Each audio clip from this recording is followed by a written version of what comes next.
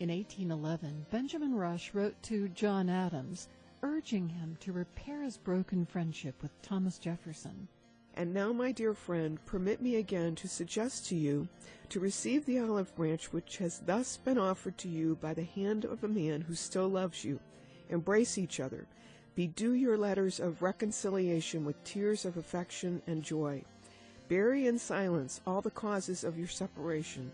Recollect that explanations may be proper between lovers, but are never so between divided friends.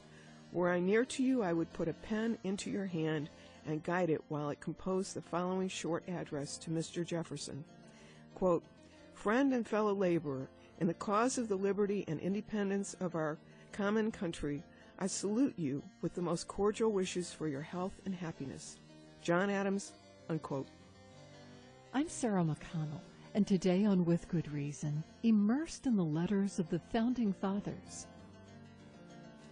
More than 30 people who spent the last 3 years working on thousands of letters written by the Founding Fathers are experiencing a sense of loss and sorrow now that the massive project to make them available online has come to a close. Bill Kissel, Donna Carty, and Dina Radley are my first guests. They were part of a team from Documents Compass that proofread and digitized more than 50,000 letters of George Washington, Thomas Jefferson, John and Abigail Adams, and James Madison as one part of a larger National Archives project called Founders Online.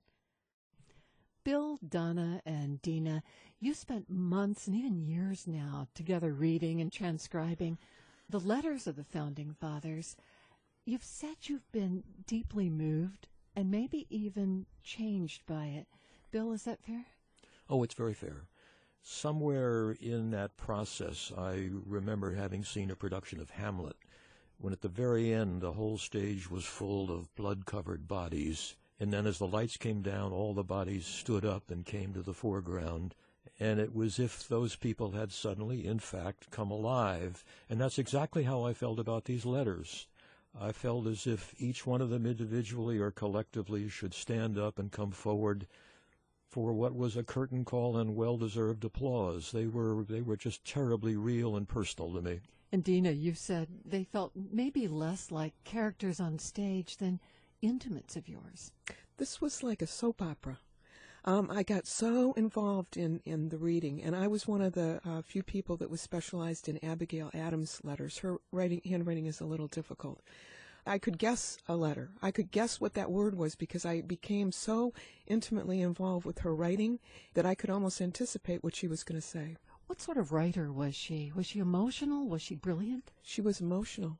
That's why I got totally involved in this, because she expressed herself so visually. I mean, if she was angry about something, if she was disappointed in someone, she just said it. Most of what she wrote about were her children and what was going on, her grandchildren. Detailed progress reports, but very involved in all of her children and grandchildren's lives. Did you find yourself wanting to come to work just to see what would happen today? Oh, the next chapter, absolutely. Always, always looking forward to this job. I've told everyone in my life that I found my calling. Unfortunately, it had a beginning and an end. But yes, love this job. Donna, the job is what? There were more than 20 of you who were transcribing accurately in teams these letters of the Founding Fathers? Yes,